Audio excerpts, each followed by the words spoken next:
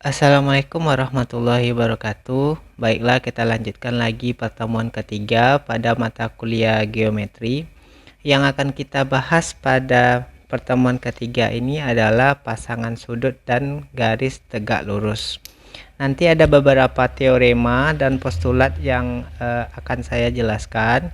Untuk teoremanya silakan nanti dihafal atau dipahami maksudnya, karena setiap pembuktian yang ada pada mata kuliah geometri ini nanti menggunakan teorema, dan teorema itu nanti akan berkelanjutan seterusnya. Jadi akan dipakai untuk bab berikutnya sampai kita selesai mata kuliah geometri.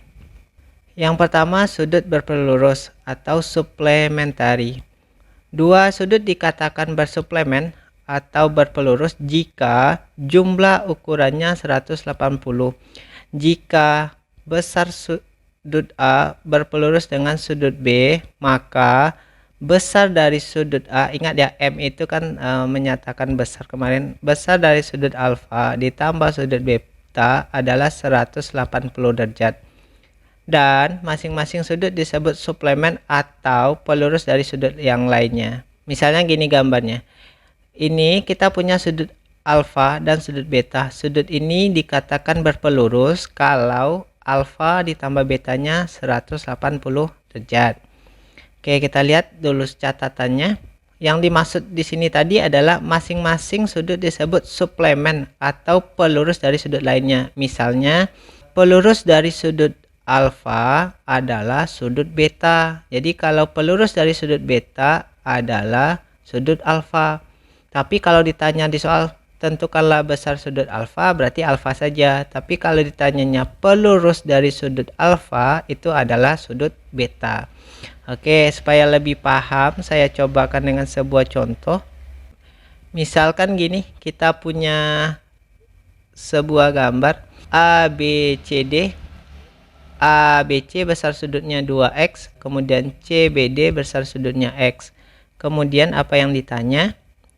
Yang ditanya adalah tentukanlah pelurus dari sudut CBD. Artinya pelurus dari sudut CBD itu jawabannya adalah sudut ABC, berarti kebalikannya. Jadi kalau yang ditanyanya CBD, maka yang dijawabnya adalah ABC. Oke, kita lihat penyelesaiannya. Penyelesaian kayak gini. Besar sudut ABC ditambah dengan sudut CBD, ABC ditambah dengan CBD itu 180 derajat. Berarti besar sudut ABC itu 2x ditambah x sama dengan 180 derajat. Lalu 3x sama dengan 180 derajat, maka x-nya sama dengan 60 derajat. Jadi pelurus dari sudut CBD berarti yang kita cari adalah ABC. Karena ABC-nya 2x berarti 2 kali 60, berarti jawabannya 120. Kita lanjut dengan sudut berpenyiku atau nama lainnya komplementari. Dua sudut dikatakan berkomplemen atau berpenyiku jika jumlah ukurannya 90 derajat. Jika sudut A berpenyiku dengan sudut B, maka besar sudut alfa ditambah sudut beta itu sama dengan 90 derajat. Dan masing-masing sudut disebut komplemen atau penyiku dari sudut lainnya. Oke, kita lihat dulu gambarnya. Misalnya kayak gini, kita punya sudut siku-siku, berarti di sini siku-siku. Berarti besar sudut alfa ditambah besar sudut beta itu adalah 90 derajat. Oke, kemudian kita lihat apa yang harus kita ingat di sini. Seperti yang sudut suplementari tadi atau berpelurus, penyiku dari sudut alfa adalah sudut beta. Kemudian penyiku dari sudut beta adalah sudut alfa. Kita lihat dulu contoh supaya lebih paham. Misalnya gini, kita punya contoh pada gambar ini. Saya punya sudut siku-siku di A. Dia terdiri dari dua sudut, sudut DAC dengan sudut CAB. Kemudian apa yang ditanya di soal? Tentukan penyiku dari sudut DAC. penyiku dari sudut DAC. Berarti berdasarkan catatan di sini berarti jawabannya harusnya CAB gitu. Oke, kita hitung. Berarti besar sudut DAC ditambah besar sudut BAC itu 90 derajat. Berarti di sini 3x ditambah 2x sama dengan 90 derajat. Berarti 5x sama dengan 90. Maka x-nya sama dengan 18. Jadi pelurus dari sudut DAC ini yang 3x besarnya adalah sudut BAC. Berarti jawabannya 2x, di mana x-nya adalah 18. Berarti 2 kali 18 berarti jawabannya 36. Berikutnya ada namanya sudut berdampingan atau adjacent. Apa yang dikatakan dengan sudut berdampingan? Definisinya adalah dua sudut dikatakan sudut berdampingan jika syarat yang pertama memiliki titik sudut yang sama. Kemudian yang kedua memiliki satu kaki sudut yang digunakan bersama-sama. Kemudian yang ketiga tidak memiliki daerah persekutuan. Oke, kita coba lihat beberapa contoh gambar. Yang pertama, saya punya gambar seperti ini. Kita akan periksa apakah sudut ini berdampingan atau tidak. Kita tahu sudut itu akan berdampingan atau tidak jika dia memenuhi 3 syarat dari definisinya. Yang pertama kita periksa dulu. Punya titik sudut yang sama, memiliki titik sudut yang sama. Berarti di sini ini titik sudut yang sama. Titik A digunakan oleh sudut yang pertama, titik A juga digunakan oleh sudut yang kedua. Jadi dia punya titik sudut yang sama. Kemudian satu kaki sudut digunakan bersama-sama. Satu kaki sudut yang digunakan bersama-sama itu adalah kaki sudut AB maksudnya. Jadi AB ini digunakan pada sudut 1, AB juga digunakan pada sudut yang kedua. Kemudian tidak memiliki daerah persekutuan.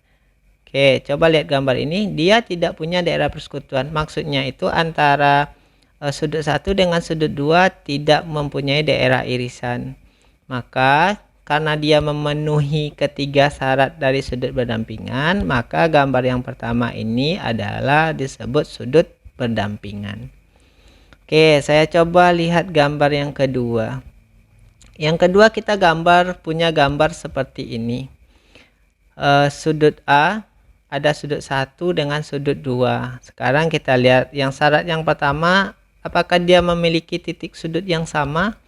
Dia tidak punya titik sudut yang sama karena A ini cuma dipunyai oleh sudut yang kedua, sementara sudut 1 di sini titik persekutuannya.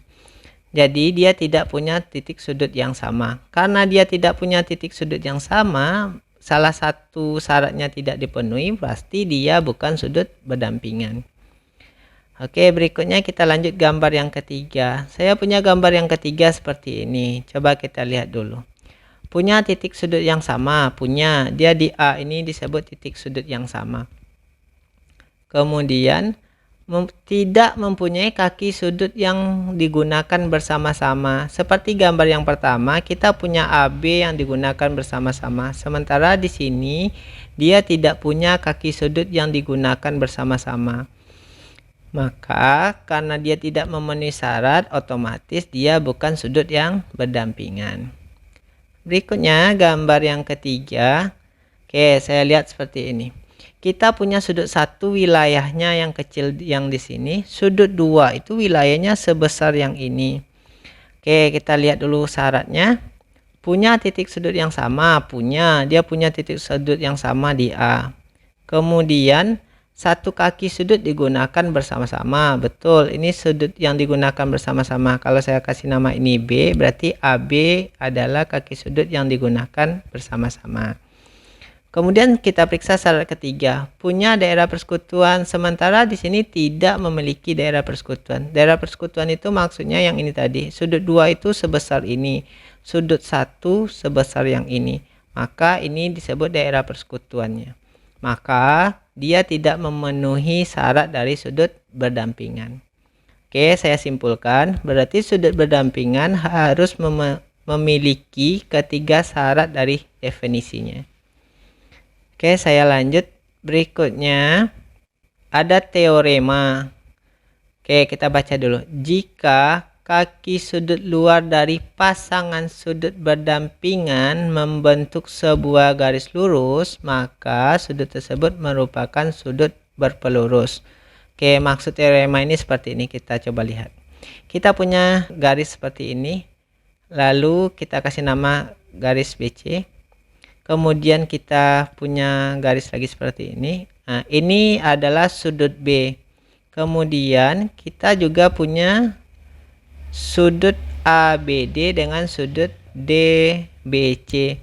Jadi, jika kaki sudut luar dari pasangan sudut berdampingan, coba periksa dulu apakah ini sudut berdampingan.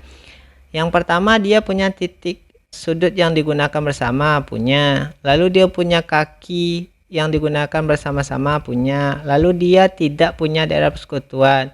Berarti ini adalah sudut berdampingan. Kalau sudut berdampingan, kalau kaki luarnya, berarti maksudnya itu AB dengan BC. AB disebut kaki luar dari sudut ABD. BC disebut kaki luar dari sudut DBC.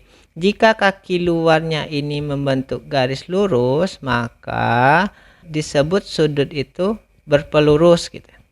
Itu maksud teoremanya. Kemudian saya lanjut. Misalnya kalau kita ingin buktikan, diketahui sudut ABD dan sudut DBC. ABD kemudian DBC adalah sudut berdampingan, udah kita periksa tadi. Kemudian BA dan BC membentuk sebuah garis lurus. Betul, ini BA dengan BC nya itu membentuk garis lurus. Akan dibuktikan atau akan ditanya besar sudut ABD dan sudut DBC sudut berpelurus. Oke, kita buktikan. Gimana cara membuktikannya? Kemarin di pertemuan sebelumnya kita kan sudah belajar format pembuktian 2 kolom. Jadi kita akan gunakan format pembuktian 2 kolom. Ini ada statement, pernyataan, reason, alasan. Kamu boleh tulis pernyataan dengan alasan atau statement dengan reason. Yang pertama, sudut ABC 180. Betul, karena kita tahu di sininya dia berbentuk sudut berpelurus, berarti diketahui. Kemudian sudut ABD ditambah sudut DBC itu 180. Alasannya kenapa? Karena sudut ABD dan sudut DBC pasangan sudut berdampingan. Kemudian sudut ABD dengan sudut DBC berpelurus, berarti definisi sudut berpelurus. Oke, ini masih sederhana bentuknya. Jadi yang perlu kamu pahami aja bunyi teoremanya saja, karena nanti akan kita gunakan pada pembuktian soal yang lebih lengkap. Oke, berikutnya kita lanjut lagi sudut bertolak belakang atau disebut vertical angle.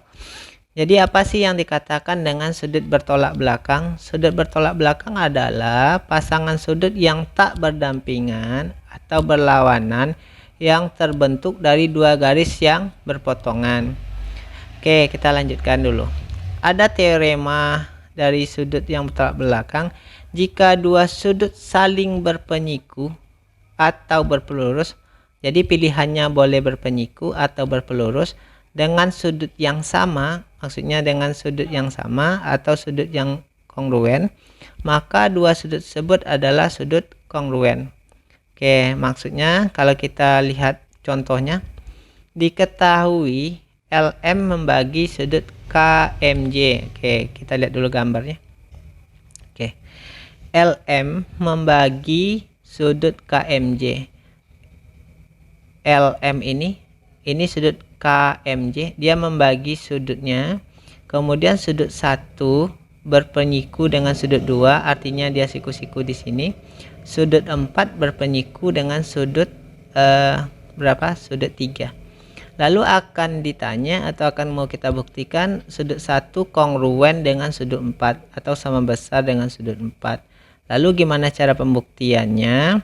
Oke, kita punya statement sama reason. Yang pertama, LM membagi KMJ.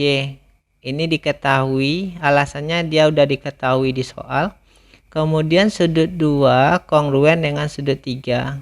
Kenapa kongruen dengan sudut 3? karena definisi garis bagi.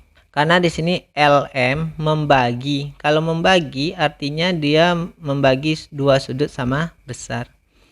Alasannya nanti definisi garis bagi.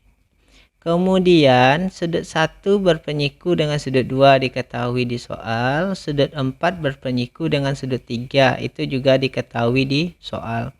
Lalu sudut 1, maka dari sini kita dapatkan sudut 1 kongruen dengan sudut 4. Lihat alasannya, dua sudut berpenyiku dengan sudut yang kongruen, maka sudut itu kongruen. Jadi secara tersirat sebenarnya bisa kita tulis seperti ini. Misalnya mulai dari langkah kedua, sudut 2 kongruen dengan sudut 3. Sudut 2 itu kita dapatkan dari sudut siku-siku dikurang sudut 1, berarti 90 derajat dikurang sudut 1. Sudut 3 kita dapatkan juga dari sudut 90 derajat dikurang sudut 4. Oke, lalu kalau ini kita pindah ruaskan, kita sederhanakan, kita lakukan operasi aljabar, maka ketemulah sudut 1 sama dengan sudut 4 atau sudut 1 kongruen dengan sudut 4. Oke, kita lanjutkan lagi. Kita coba contoh lagi. Misalkan garis K dan garis M berpotongan di titik P. Oke, kita lihat tadi definisi dari sudut bertolak belakang. Jadi sudut bertolak belakang itu terbentuk dari dua garis yang berpotongan seperti ini. Berarti sudut bertolak belakang itu sudut 2 dengan sudut 4 bertolak belakang. Sudut 1 dengan sudut 3 itu bertolak belakang. Sekarang kita ingin membuktikannya. Coba buktikan sudut 1 kongruen dengan sudut 3, atau akan ditanya sudut 1 kongruen dengan sudut 3. Sudut 1 dengan sudut 3 ini kan berdasarkan teorinya atau definisinya dia kan bertolak belakang. Sekarang kita ingin buktikan gitu. Kita lihat dulu pernyataan sama alasannya, kita cocokkan. Pernyataan yang pertama, garis K dan garis M berpotongan di titik P. Oh, titik P-nya lupa. Ini titik P. Berarti diketahui di soal. Kemudian sudut 1 berpelurus dengan sudut 2. Otomatis karena ini garis, otomatis sudut 1 dengan sudut 2 berpelurus. Sudut 3 berpelurus juga dengan sudut 2. Sudut 3 berpelurus juga dengan sudut 2.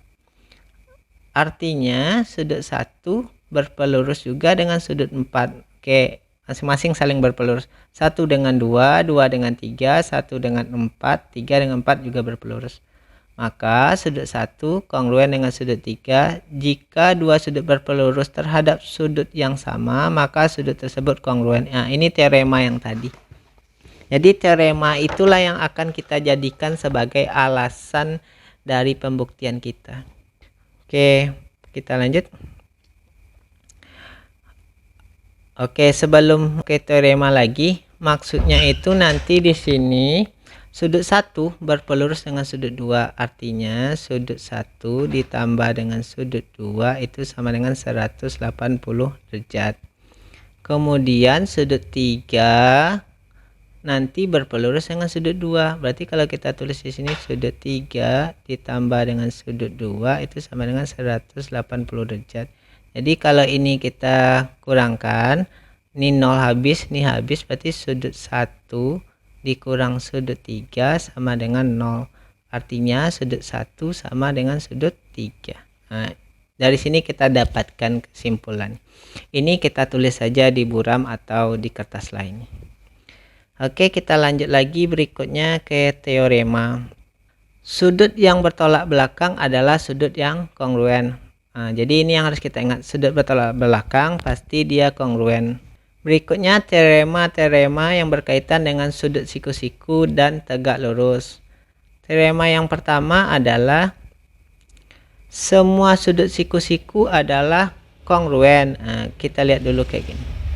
Kemudian jika dua sudut adalah kongruen dan bukan atau ya, dan jika dua sudut adalah kongruen dan berpelurus, maka masing-masing sudut tersebut adalah sudut siku-siku. Kemudian kita lanjut. Nah, kalau kita lihat gambarnya, jika dua sudut adalah kongruen, sudut 1 kongruen dengan sudut 2 dan berpelurus, ini berpelurus, maka masing-masing sudut tersebut adalah siku-siku. Lalu kalau kita mau membuktikannya seperti ini. Ini salah satu model pembuktian yang lain. Kita tidak gunakan format 2 kolom. Kita juga bisa menggunakan dengan kata-kata jika maka atau karena maka. Misalnya gini. Karena kedua sudut berpelurus, maka sudut 1 ditambah sudut 2 besarnya sama dengan 180 derajat. Karena sudut 1 dan sudut 2 kongruen, artinya sudut 1 sama dengan sudut 2. Lalu kalau ini kita disubstitusikan, berarti M1 ditambah M1 sama dengan 180. Maksudnya ini diganti ke sini, ke persamaan awal. M2 nya diganti, sudut 2 nya diganti dengan sudut 1. Berarti sudut 1 ditambah sudut 1 sama dengan 180 derajat. 2 kali sudut 1 sama dengan 180 derajat. Berarti M1 nya sama dengan 90 derajat. Berarti karena sudut 1 kongruen dengan sudut 2, otomatis sudut 2 nilainya juga 90 derajat. Sehingga sudut 1 dan sudut 2 adalah siku-siku. Ini model pembuktian yang lain, tapi biasanya kita akan sering gunakan format pembuktian 2 kolom. Oke, berikutnya kita lanjut lagi. Definisi dari garis tegak lurus. Garis tegak lurus atau perpendicular lines adalah garis yang berpotongan membentuk sudut siku-siku. Jika sebuah garis tegak lurus terhadap sebuah ruas garis dan memotong ruas garis tersebut pada titik tengahnya, maka garis ini dinamakan dengan garis bagi tegak lurus terhadap ruas garis. Jadi kalau ada dua garis yang berpotongan dan membentuk sudut siku-siku, maka garis itu adalah garis tegak lurus. Kemudian jika ada dua garis berpotongan tapi dia tepat memotong di tengahnya, maka itu disebut dengan garis bagi tegak lurus terhadap garis tersebut. Ini yang perlu kita ingat. Berikutnya ada teorema. Jika kaki sudut luar dari sepasang sudut berdampingan tegak lurus, maka sudut tersebut adalah berkomplemen atau berpenyiku. Oke, misalnya kalau kita lihat misalnya contohnya AC, garis AC tegak lurus dengan BC. Sudut 1 dan sudut 2 adalah berdampingan. Buktikanlah sudut 1 ditambah sudut 2 adalah 90 derajat. Oke, coba kita lihat gambar dulu. Katanya ruas garis AC ini tegak lurus dengan garis BC atau garis CB. Sudut 1 dengan sudut 2 berdampingan. Lalu yang dimintanya buktikan besar sudut 1 ditambah besar sudut 2 adalah 90. Oke, kita lihat format pembuktiannya. Oke, kita lihat format pembuktian. Yang pertama, AC tegak lurus BC. Diketahui di soal. Kemudian, sudut ACB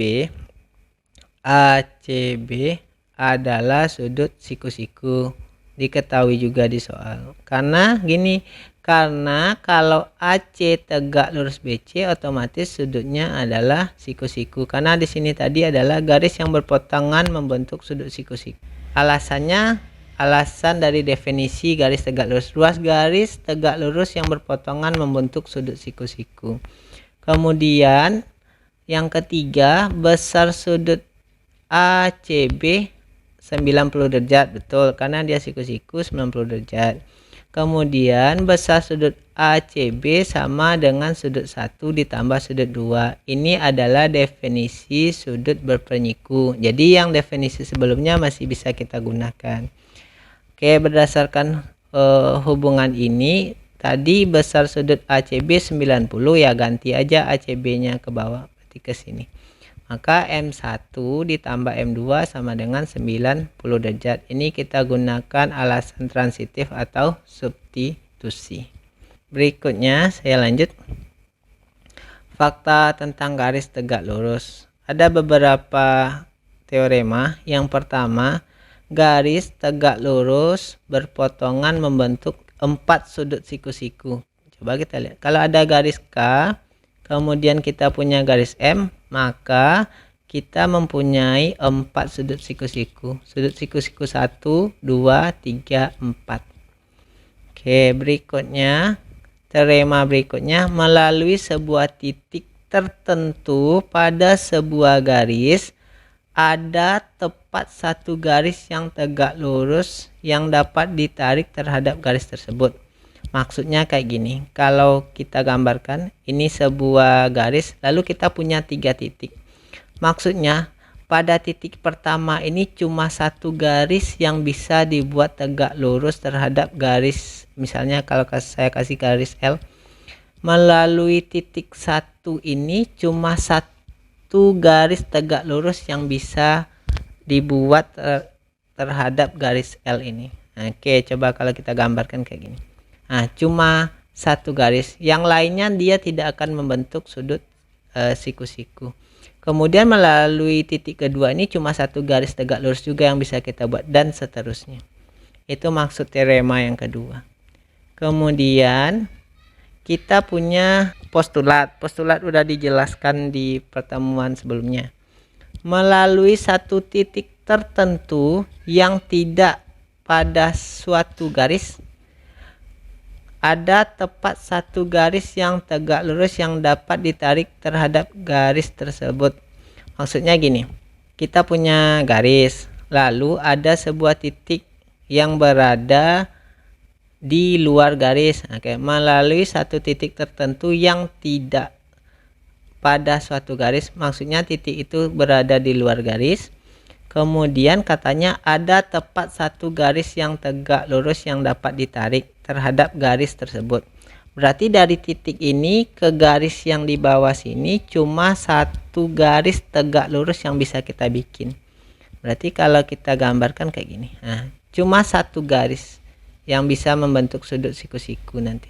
Oke, itu beberapa fakta tentang garis tegak lurus. Berikutnya lagi saya lanjut. Jarak. Apa sih definisi dari jarak? Jarak antara dua titik adalah panjang ruas garis terpendek, ingat ya, terpendek yang menghubungkan titik-titik tersebut. Kemudian jarak antara garis dan suatu titik yang tidak segaris adalah perpanjangan ruas garis yang tegak lurus yang ditarik dari titik ke garis. Oke, kita lanjut dulu. Kemudian kita punya teorema. Jika dua garis berpotongan membentuk sudut berdampingan yang kongruen. Oke. Kita ingat lagi definisi sudut berdampingan yang sebelumnya. Jika dua garis berpotongan membentuk sudut berdampingan yang kongruen, kongruen itu artinya sama besar, maka garis-garisnya saling tegak lurus. Oke, kita lanjut dulu. Maksudnya itu kalau gambar yang di sini misalnya kita punya sudut siku-siku, ini sudut berdampingan, berarti sudut 1 sama dengan sudut 2. Ini kan syarat sudut berdampingan adalah mempunyai satu titik persekutuan, satu kaki yang digunakan bersama-sama, lalu tidak ada persekutuan dari sudutnya. Maka garis-garisnya saling tegak lurus. Berarti garis ini dengan garis yang bawah adalah tegak lurus. Itu maksud teoremanya. Misalnya K dan M berpotongan di titik O. Sudut 1 kongruen dengan sudut 2. Buktikanlah K tegak lurus dengan M. Oke, coba kita lihat dulu gambarnya. Oke, misalnya kayak gini. Kita punya K berpotongan di O. Kemudian sudut 1 kongruen dengan sudut 2. Secara gambar kan udah nampak tegak lurus, tapi di dalam geometri kita harus buktikan dulu K itu tegak lurus dengan M. Caranya gimana? Kita buktikan dengan format 2 kolom lagi. Oke. Yang pertama, garis K dan M itu diketahui. Ada garis K, ada garis M. Berpotongan di O. Oke. Kemudian sudut 1 kongruen dengan sudut 2 itu diketahui. 1 dengan 2 itu sudutnya kongruen, diketahui di soal. Kemudian sudut 1 berpelurus terhadap sudut 2. Nah, ingat teori yang sebelumnya. Jika daerah eksterior itu daerah luar, sepasang sudut berdampingan, sepasang sudut ini kan sudutnya berdampingan, membentuk sebuah garis lurus, berarti garis ini dengan garis ini, berarti gambar yang ini adalah sudut yang berdampingan di mana kaki luarnya itu membentuk garis lurus, maka sudut itu adalah berpelurus. Itu teorema sebelumnya. Makanya kita harus ingat teorema yang udah kita pelajari tadi, karena itu akan digunakan sebagai alasan dalam pembuktian. Kemudian sudut 1 adalah sudut siku-siku. Kenapa sudut 1 ini kita katakan sudut siku-siku? Sementara diketahui belum ada. Alasannya gini, jika dua sudut yang kongruen dan bersuplemen, ini sudutnya itu kan kongruen, sudut 1 kongruen dengan sudut 2, sementara sudutnya itu bersuplemen atau berpelurus. Kenapa kita tahu berpelurus? Tahu dari alasan yang ketiga. Jadi karena dia berpelurus, maka masing-masing sudut tersebut adalah siku-siku. Karena dia berpelurus, jumlahnya kan 180 derajat. Berarti sudut 1 ditambah sudut 2 sama dengan 180 derajat. Karena sudut 1 sama dengan sudut 2, berarti sudut 1 ditambah sudut 2 sama dengan 180 derajat. Berarti 2 kali sudut 1 sama dengan 180 derajat. Berarti sudut satunya 90 derajat. Jadi kalau sudut satunya 90 derajat artinya dia siku-siku kayak gitu. Maka dari kelima bisa kita simpulkan K tegak lurus dengan M. Alasannya jika dua garis berpotongan membentuk sudut siku-siku, maka garis tersebut adalah saling tegak lurus. Ini definisi dari garis tegak lurus. Nah, ingat lagi definisi garis tegak lurus. Jadi pada pembuktian dua kolom ini kita tidak bisa menulis sembarang alasannya. Alasannya itu harus berdasarkan definisi atau postulat atau teorema. Jadi nanti kalau ada soal lalu alasannya tidak sesuai dengan pernyataannya, maka pembuktianmu nanti disalahkan. Ataupun dalam ujian juga kayak gitu. Kalau alasannya tidak tepat dengan pernyataannya atau tidak sesuai dengan teoremanya, maka soal yang kamu kerjakan itu akan disalahkan. Untuk pertemuan ketiga ini saya cukupkan sampai di sini. Mudah-mudahan kamu mengerti. Silakan kamu baca lagi buku EZ geometrinya, karena buka bab di buku itu bab ketiga. Oke, saya cukupkan sampai di sini. Saya tutup dengan Assalamualaikum warahmatullahi wabarakatuh.